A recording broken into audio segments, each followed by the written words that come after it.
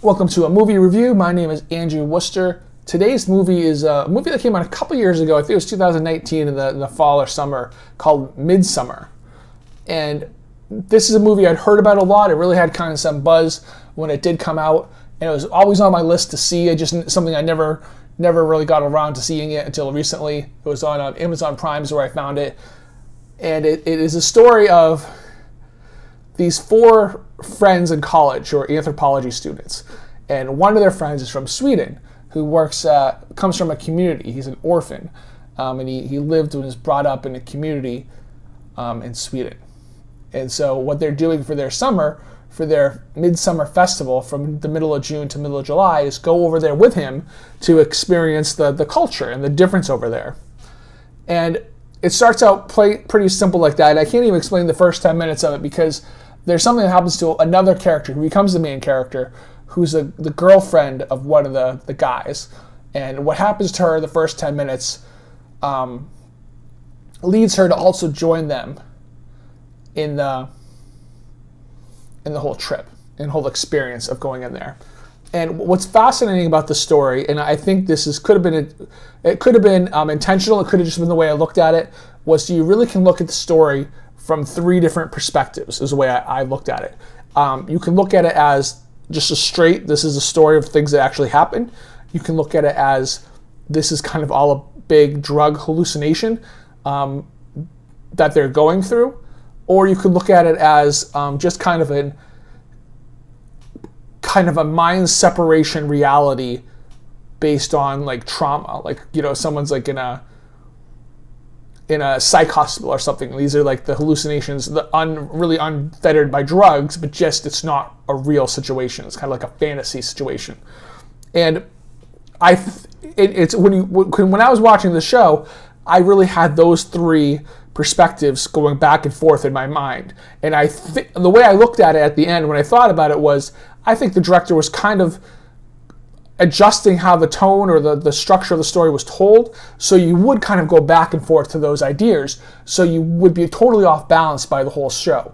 And because of that, it did get confusing in parts, it did get slow in parts, unless you were, I think, hooked into the right perspective at that time. Things would be silly, or things would be too long, or it would just be kind of weird and awkward unless you were in the right setting. So at times, it's probably my fault. I think the movie was a little bit long in spots, and unless you were bought into the concept at certain points in the movie, then you weren't going to relate to it or respond to what was going on as well. It is listed as a suspense, drama, horror, and I do think those are appropriate for what it is. It is very suspenseful in points. There certainly is a horror aspect of it, but the drama part is really certainly in there as well, and I think that really is the main thing that I responded to.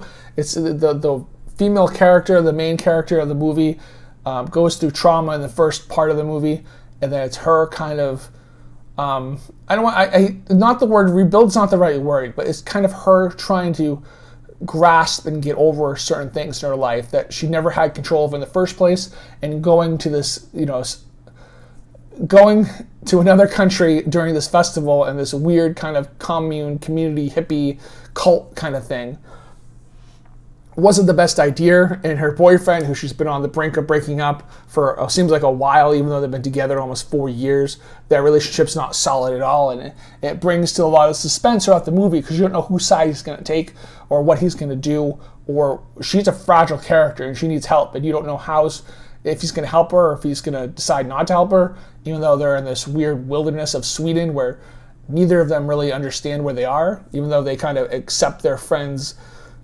guidance and the structure that he provides for them to get there and while he's there at this community.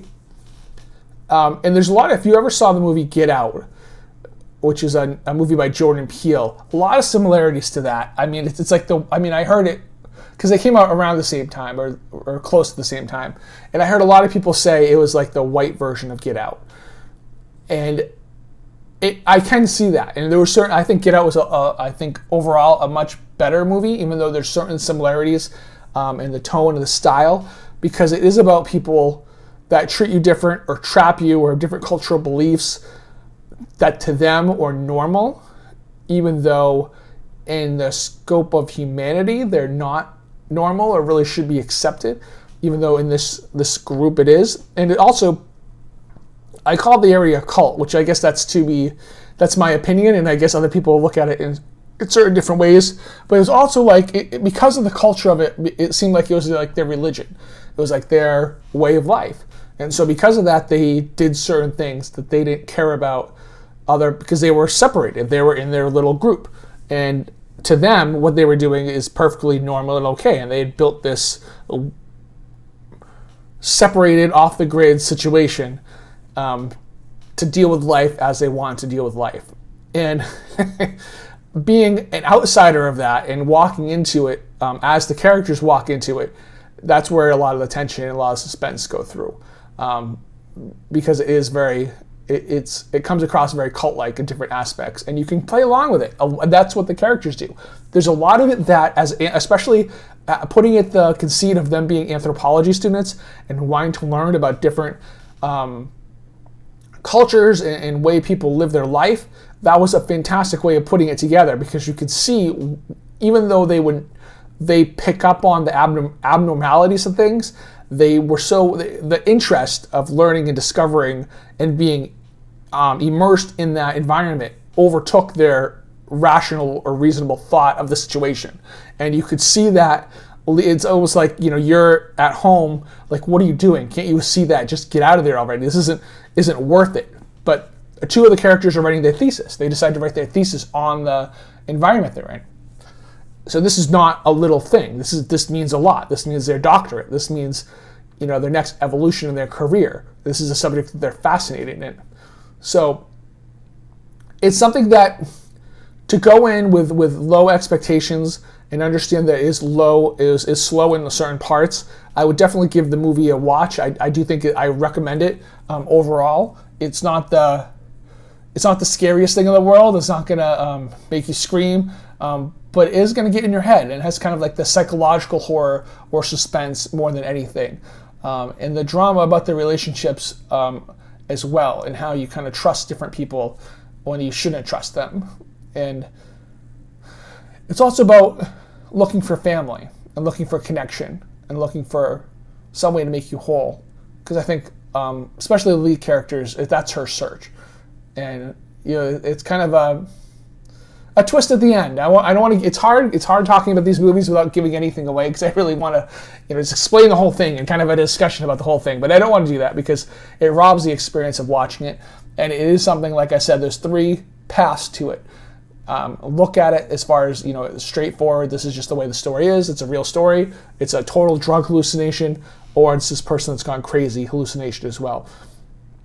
And as you're watching it, see what, try and allow yourself to kind of slip into whatever mindset comes along, and then afterwards kind of think about it. It's like, okay, well, why was I thinking of it there? And what did they do to make me think of it there? Because it's definitely a technique I think they were using. And once I realized that, it kind of made it even better. It made me like it even more, because it was almost like a psychological. I understood the psychological game they were playing through the way the story is being told and through the script of the story itself, which made it really kind of thrilling, even though at parts it was a little draggy. I say draggy, and that's a little bit unfair, because they wanted to show you more of the world. And as hard as some of the festivities or the pageantry of the movie was, of the community or the cult, whatever you want to describe it as, I think it was, looking back at it and thinking more of it, it was worth that, because it really got you entrenched in the world and understanding where you were and why you should be scared or unnerved by what's going on. So the movie's called Midsommar. It's currently on Amazon Prime. I recommend checking it out. I appreciate you spending the little over 9.5 minutes with me. My name is Andrew Worcester. Till next time, take care.